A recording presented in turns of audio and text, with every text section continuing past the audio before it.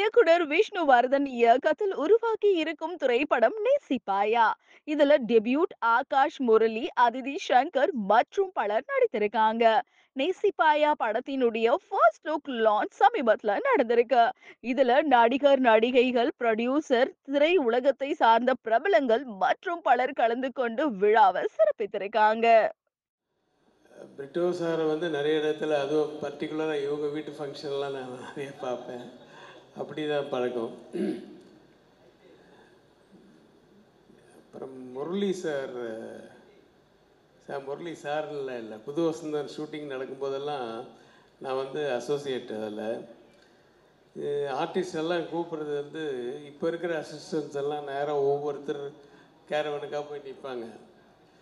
அப்போ நான் மைக் எடுத்து முரளி ராஜா, சார்லி பாபு அப்படின்னு 4 பேர் வந்து முரளி ராஜா, சார்லி பாபு. இந்த ராஜா இங்கே வந்தார். மறக்க முடியல அந்த பழைய விஷயங்கள். அப்புறம் என்னுடைய டைரக்ஷன்லேயும் சமுத்திரம் எல்லாம் நடித்தார். முரளி வந்து ரொம்ப ஸோ நைஸ். அதாவது எப்பவுமே நம்மளுக்கு தட்டி கொடுக்குற மாதிரியே பேசுவார் எல்லாத்துலேயுமே. அந்த புது வசந்தம் போதே ஒரு பிரச்சனை ஒன்று வந்தது. அந்த பிரச்சனையை அவர் வீட்டில் வச்சு தான் சால்வ் பண்ணோம். அது வந்து அதுலேருந்து எனக்கு முரளி ரொம்ப க்ளோஸ் ஆனார். நான் அவங்க ஃபேமிலியோடு அவங்க வீட்டுக்கு போயிருக்கேன், சாப்பிட்ருக்கேன். அதெல்லாம் மறக்கவே முடியாது. அப்போல்லாம் இவங்க ரொம்ப சின்ன பசங்க.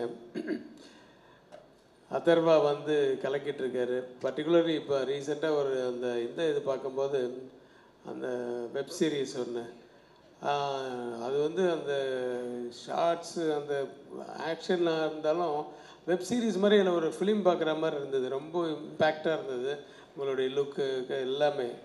ஸோ நீங்கள் இன்னும் நல்லா வளரணும்.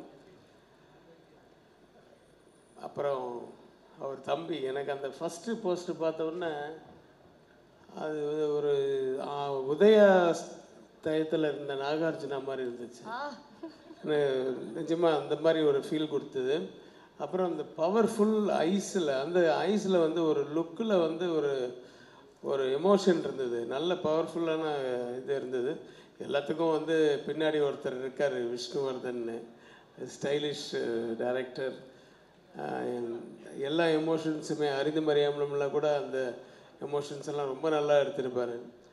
அப்புறம் எல்லாமே தட் இஸ் இதில் கூட பாருங்கள், அந்த சின்ன அந்த கண்ணு மூடி இருக்குல்ல, அவர் கீழே பார்க்குறாரு, ஆனால் அந்த லவ் எப்படி தெரியுது பாருங்கள்.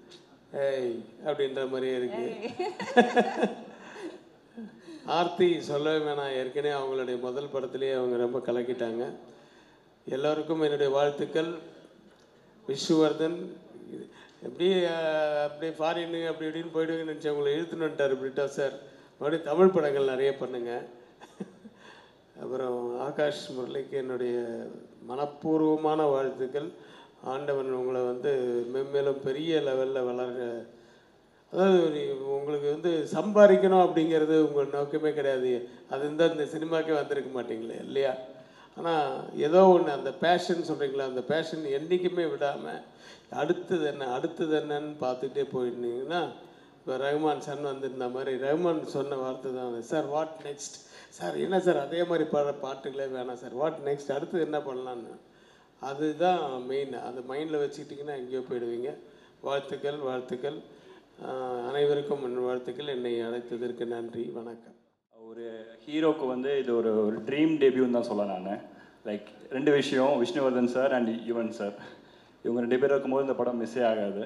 And also Yuvan sir already சொல்லியிருக்காரு இந்த படத்தை பற்றி, விஷுவல்ஸ்லாம் பயங்கரமாக இருக்குது. அவர் நேம் தெரியல, ஒரு கேமராமேன் சூப்பராக பண்ணியிருக்காரு. நாங்கள் பயங்கரமாக வந்திருக்கேன். ஆல்சோ ஆகாஷை பற்றி நான் கேள்விப்பட்டேன், ரொம்ப ஹம்பலான கிரவுண்டடான பர்சன் கேள்விப்பட்டேன். அந்த ஒரு குவாலிட்டி போதும், கண்டிப்பாக நீங்கள் பெரிய லெவலில் வருவீங்க. Yes. And also heroine Aditi சூப்பராக இருக்காங்க. இவங்க 2 பேரோட கெமிஸ்ட்ரி இந்த போஸ்டர்லேயும் ஸ்னீக் பீக்கில் பார்க்கும்போது இதே பேரை வச்சு நான் ஒரு படம் பண்ணலான்னு எனக்கு தோணுது. Thank you so much. ரொம்ப ஒரு சந்தோஷமான நாள் எனக்கும் என் குடும்பத்துக்கும். ரொம்ப ஒரு சந்தோஷமான நாளாக இருந்தாலும் ரொம்ப ரொம்ப ஒரு இமோஷ்னலான ஒரு நாள். பட் என் தம்பி பற்றி பேசுறதுக்கு முன்னாடி ஃபஸ்ட்டு ஒரு 2-3 பேரை வந்து தேங்க் பண்ணிடுறேன்.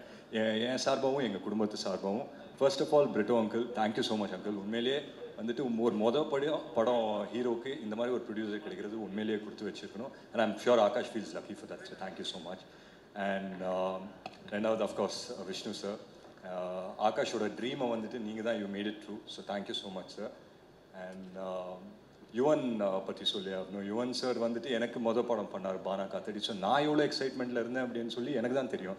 அன்றைக்கி நைட்டில் நமக்கு தூக்கமே வரல, அவரோட பாட்டு நான் ஸ்டாப்பாக கேட்டுட்டு இருந்தேன். அவர் வந்துட்டு என் படத்தை போடும்போது உண்மையிலேயே வந்துட்டு மைண்ட் ப்ளோயிங்காக இருந்தது எனக்கு. அண்ட் அதே ஒரு ஃபீலிங் வந்து ஆகாஷ்க்கு இன்னைக்கு வந்து நடக்கும்போது, அண்ட் த சேம் திங் ஆகாஷ்க்கு நடக்கும்போது உண்மையிலேயே ரொம்ப ரொம்ப சந்தோஷமாக இருக்குது. And of course Vishnu sir and ஆகாஷோட விஷ்ணு சார் அண்ட் யுவன் சாரோட காம்பினேஷன் பற்றி எல்லாருக்குமே தெரியும்.